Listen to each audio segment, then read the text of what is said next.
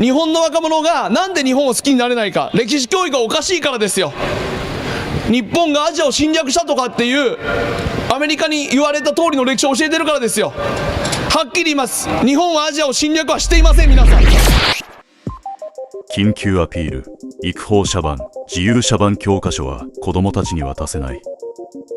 これらの教科書を編集した者たちが他社から発行される教科書を自虐史観や東京裁判史観に基づくものであると指断して繰り返し誹謗や攻撃を行っている。我々は育法社版と自由社版の教科書のいずれもが子どもたちに渡されないように、これらの教科書の採択に反対するものである。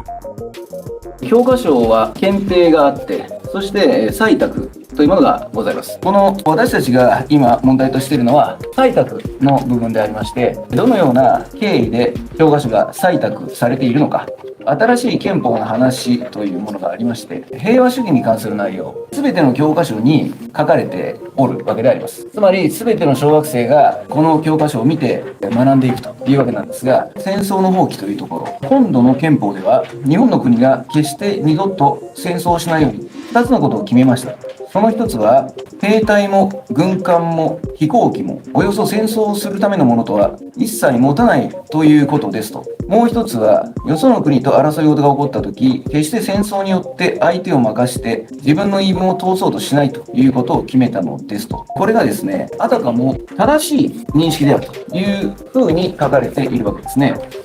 しかし皆さんは決して心細く思うことはありませんと。日本は正しいことを他の国より先に行ったのですと。世の中に正しいことぐらい強いものはありませんと。一方的な価値観が述べられておりまして、今中国、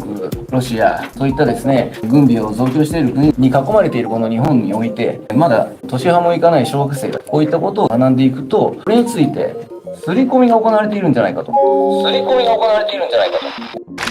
大東亜戦争の当時ですよ。1940年頃、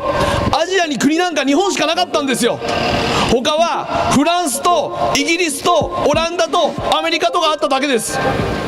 そこの植民地になってたところに日本は進駐し、その植民地を作ってた人たちを追い出しただけじゃないんですか。そうでしょ。これは侵略じゃないですよ。日本は他国を侵略しようとしたと。日清戦争、日露戦争に勝って調子に乗って他国を侵略しに行った。そこを正義の国アメリカが止めたんだと。そういうイメージで僕は学んできました。でも本当にそうだったんですか。日本はそんな極悪非道な民族だったんですかね。僕たちのひいおじいちゃん、ひいおばあちゃんの世代ですよ。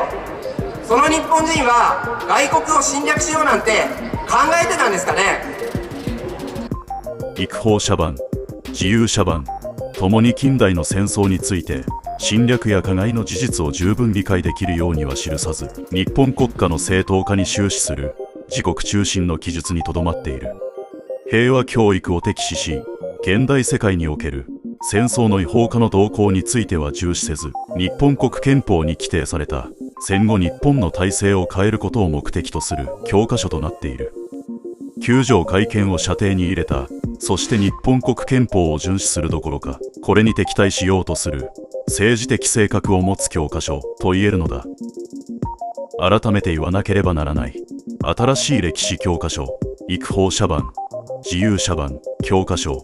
教育の場に持ち込んではならない。一番上の東京書籍さんから始まって、一番下が育法社さんですね。下の方の会社様はかわいそうな印象だと思うんですけど、線が引きまくられているわけですね。